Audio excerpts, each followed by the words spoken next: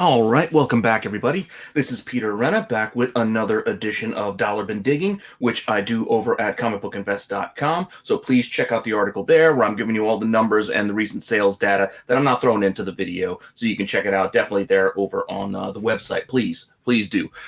Hit it up in the comments. If you have any suggestions, let me know what I missed, what else you'd like to see, and if there's any topics that you'd like me to cover. But for now, enjoy this little video that I'm doing on Tales from the Flip Side, as well as on my personal channel, where if you stick around, you can get a little after credit scene to get a couple of honorable mentions if you're interested in that too. But in the last few weeks, I've been covering the Disney Plus Marvel shows. Done 3 of them so far. So this week, I'm going to take a little bit of a pause and shift gears slightly. So stick around and check out what we got coming up next.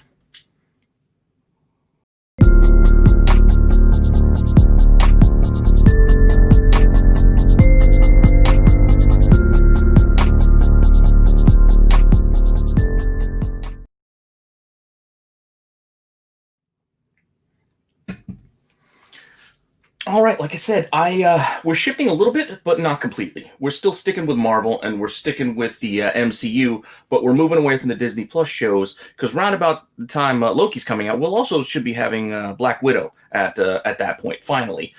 This upcoming May, we should be finally getting that Black Widow movie that we should have gotten last May, but, due to the virus, things got moved. Plans changed. So a lot of the spec on Black Widow has been done and overdone, and it's not easy to find books that you can find for cheap anymore. I mean, again, this movie was supposed to come out over a year ago. Well, maybe a year ago, basically, at this point. But here we are.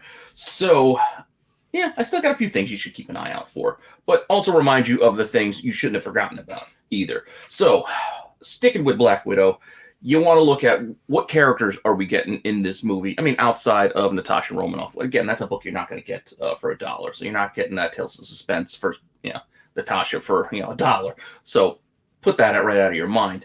Now, even with that, you're still probably not getting Yelena Belova either for $1 anymore. There was a time where you could find that in Humans 5 for $1, but those days are pretty much long gone. You might look into it. So I'm not saying don't look for it. Just, don't go in there with the expectation you're going to find that in your everyday dollar bin, because by now most pickers have dug that one out. But that is her first appearance, and you can see it's not just like a one-page cameo or anything. She's got a few pages and a few panels. She's into the story here, and it's Yelena Belova's Black Widow. There you can see she's got the little logo there on her belt.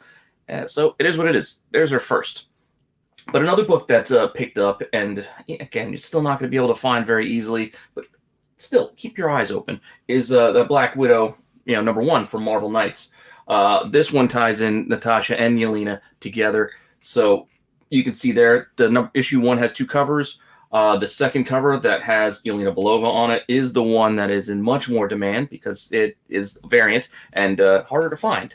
And since she's the character that will be carrying on the mantle of Black Widow following this movie, it makes a lot of sense for people to want that one at this point. Because again, it's not Natasha's first rodeo. She's been around a while at this point, so this is still an early appearance for Yelena Belova. So that is another reason for that higher demand for this cover. But it's still something to keep an eye out for. Not that I expect a lot of people to find that in dollar bins. Not to say that it can't happen, but just keep your eyes open for it, I suppose. But the thing you still probably can find, and a lot of people ignore, is Yelena's first solo miniseries for herself, which is that Pale Little Spider by Greg Rucka and Igor Corday. I don't know if I'm saying his name right, but got Greg Horn covers on these. It's a 3-issue miniseries. I still find these, for $1 and still grab them. They're still relatively cheap, but yeah, it's something you might want to look into, because if she's going to be Black Widow going forward, who knows what stories they're going to want to tell following this, this movie. Maybe she gets a Disney Plus series of her own. I don't know. Maybe she carries on with another movie and there's a sequel. Who knows? And who knows what story, they're going to mine for that extra content. But again, you can see the Greg Horn covers here. I like a lot of Greg Horn's covers, but not all of them. I mean, just some of the inconsistency, I guess, with the referencing. Because if you look at issues 1 and 2, like the face reference, they don't look like the same person. So that's just a complaint of mine. Like this second issue, it looks like Rosie Perez a little bit to me. I don't know why, but it does. And then issue 3, which is the last of the series, and you don't even get to see her face, so we can't do a third comparison. But it is what it is. But that's still a series, and issue 1, 2, and 3. You can usually find those still for $1. They're still pretty cheap. So take a chance. Who knows? I mean, it's not going to hurt you, and it's just a nice little mini series that delves into a little story for her. So it ain't worth it ain't worth the regret of leaving it behind and then something happening later. So just pick it up for $1 if you come across it. So that will be my first pick, which will move us on to number 2. And let's look at the Red Guardian. Now, I actually did find a first Red Guardian for $1 in a bin, and that was the Avengers 43. Now, before I start, taking my bows, I will say the copy that I found was beat to hell. It was chewed up, water damaged, and wrecked. But I still bought it because, for $1, why not? So I got a wrecked copy of that book, but I got it for $1. Nothing wrong with a wreck copy, as long as it doesn't infect your other books with like mold or mildew or anything like that. So, just keep your eye on things, but still keep your eye out for it.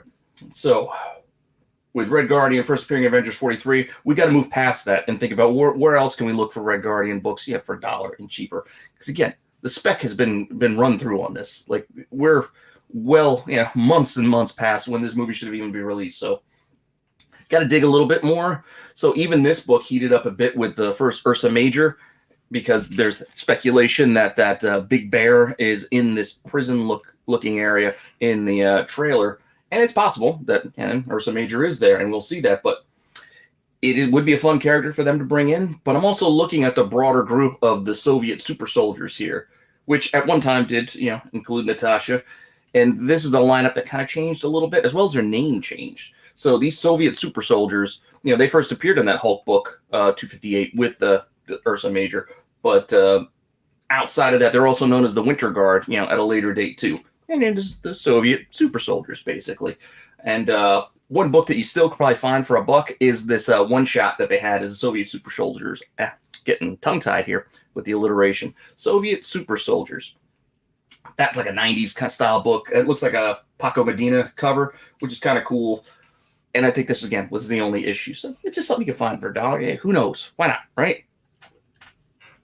Now, with our third pick, I think everybody's pretty much nailed down Rachel Weisz's role as being Iron Maiden in this, even though there was some speculation she could be the Taskmaster, because you can't really tell. I don't know. But still, going with the idea, because we don't know anything for certain, because we haven't seen the movie yet, even though, it's supposed to have been released. If she is the Iron Maiden, everybody's already found, her first appearance in that Marvel fanfare, number 11. So keep an eye out for it again. But chances are that one's been picked out, because those Marvel fanfares, I flip past them all the time. And you flip through, and you look, and that 11's usually gone, as is issue 12. But sometimes people do leave that 12 behind. So while issue 11 is her first appearance, it's not that big of an appearance. You can see there's a panel here where she's with this crew of villains, basically, and you just kind of call out that there's Iron Maiden, former Russian agent. It's just like that one panel, and then there's a panel at the end. Like, that's really it. So it's more of a cameo. So it's really in issue number 11 issue 12, where you do actually get her on the cover as well. That's more of a, I guess, I don't want to say full, but it's another appearance. So that's one you still might be able to find. Because while everybody's chasing 11, sometimes they leave behind 12, because that's the nature of our hobby. Sometimes that people just want the key, and they don't look for any books around it. They don't care about the entire story or anything like that. They just want the one book that people seem to want, so they can flip it and go do something else, I guess, with that money. But keep an eye out for the 12, because again, you get that first cover and a bit more of the story. So it's one you still might be able to find in the dollar bins for Iron Maiden. Because outside of that, she's bounced around as a villain here or there in Captain America, and I think some of the other teams down the line. But that's one I think is worth checking out. And for our last one, we're going to roll on to the big bad. Well, maybe not the big bad, but the villain of the film, Taskmaster. Or maybe I should say one of the villains. We just still don't know what the story is. So, Taskmaster. Awesome look. Even throughout the histories, everybody loves the look of Taskmaster. It doesn't make a lot of sense, but that skull look, cool cape, shield, sword. It's got an iconic vibe to it. So people have always loved Taskmaster in one form or another. So Again, you're not going to find that first in 195, which is the first, because if, depending on how you want to look at it, this is that Hulk 180, Amazing Spider-Man 299 situation where you get that, big reveal on the last splash page. That's obviously the character, name's there, costume complete, it's right there for you. So, but nobody likes 195. Everybody likes 196, which I get it. It's got a great cover. That green pops. He's on the cover. It makes for a better first appearance, but he was in the issue before. So 196 is the book that everybody wants for Taskmaster. And again, this is not something you're finding for $1. I'm not saying you're going to. I just want to point it out. That is the first appearance of Taskmaster. So you're not going to find that in your dollar bin. So what else, apart from the first appearance, what else can you look for? You're going to look for covers. You're going to look for key moments in the character's history, important changes possibly in costume, or anything that else that might ring for that character to drive people to look for it. So people have turned to this ultimate version of Taskmaster, which appeared in Ultimate Spider-Man 26, because they think, well, based on the actor that they hired, he kind of looks a bit like this character, because his skin tone, so it's got to be him, right? I get it. I see the connection, but does that mean it's going to be that Taskmaster? Does it even matter if it's that Taskmaster? Because they're basically playing the same character. So what's the difference of whether it's the ultimate one or the regular one? But again, keep your eye out for it. I found a few over the years, or the last year or two, but by now they're probably pretty much dried up, because again, this movie was supposed to have been released. So play that card if you want. They're still relatively cheap. They spiked for a little bit, and they've kind of come back down because I think people don't really care about the ultimate version as much as they did once. So I'm going with this pretty awesome Joe Mad cover on this Taskmaster miniseries, just as a cover pick, alone. I picked a couple of Taskmaster covers over my run doing dollar bin digging, and there are a couple cool ones that you still find on the cheap, and this is one that I think you still can, and I think it's worth grabbing because I'm a Joe Mad fan. This is an earlier work by him, so it's a little rougher than some of his later stuff, but I still kind of dig it. Got a cool look to it. Got a lot of motion. I don't know. I'm into it. The entire miniseries isn't bad. Cover-wise, I think Udon, I don't know if I'm saying that properly, did 1 through 3. And then Joe Madureira, if I'm saying that right, did number 4. I'm sorry. I butcher names all the time. I just go with how I read it in my head. But that's what I picked for Taskmaster here for my last pick. So hopefully you enjoy that. These are some books that you can keep an eye out for. I'm going to keep rolling with this Disney Plus idea, and probably either do Hawkeye or What If next. I don't know. I haven't decided yet, because I think they're both coming later in the year. I think What If's next. So I don't know if I'm going to do this chronologically or not, but I'm going to keep rolling with this idea, because I'm not able to hit a lot of dollar bins these days. But what are you going to do? It's wintertime, and there's a lot less options for me to go out digging. So with that, please like, subscribe, make suggestions. Let me know what you like about this, what you don't like about it, what else you would like to see. And hope to see you guys next time.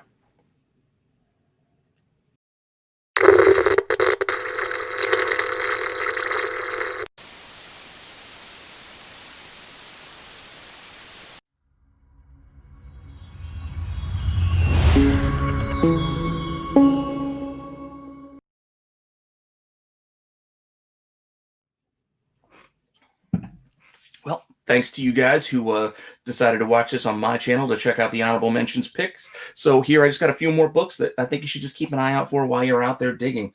So for my honorable mentions, I brought up this miniseries before, and I think it is one that is still worth grabbing, not only for the awesome Addie Granoff covers, but I think they touch upon the Red Room, which is something they're going to hit upon in this movie, and they may explore further as we get Yelena Belova as our Black Widow going forward. So this Black Widow Deadly Origin miniseries is something you should keep an eye out for. Now, issue 1, you can find it. It's not the hardest thing to find. Issue 2 has become tougher, mostly because of the variant to the second issue. While the regular issue is a great cover, everybody was looking for this B cover, the variant edition, because of the white suit. This is the first image of her in the white suit, and we got to see that in the trailer. So that first trailer image of Scarlett Johansson wearing that white suit drove everybody to go find this book. So this book became pricey. So you're probably not going to find it in the bins, but keep your eye out for it anyway. And if not, get the other one because the other one's just as good. And same goes for the rest of the series. It's, again, great cover run. I love this 3 with Daredevil behind her. And then 4 is kind of a cool, kind of like throwback kind of vibe. You get that little space cosmonaut kind of thing going on with the bubble. It kind of does that atomic age kind of throwback in my mind a little bit of a pinup.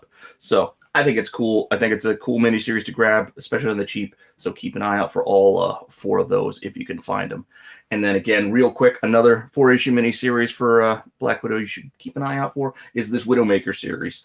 Now, the first couple of issues are Jay Lee, which I know he can be divisive with his art. A lot of people hate it, and some people love it. I'm more on the love side than hate it. It's not all great, but I like more of it than not. I just love his use of blacks, that heavy shadow.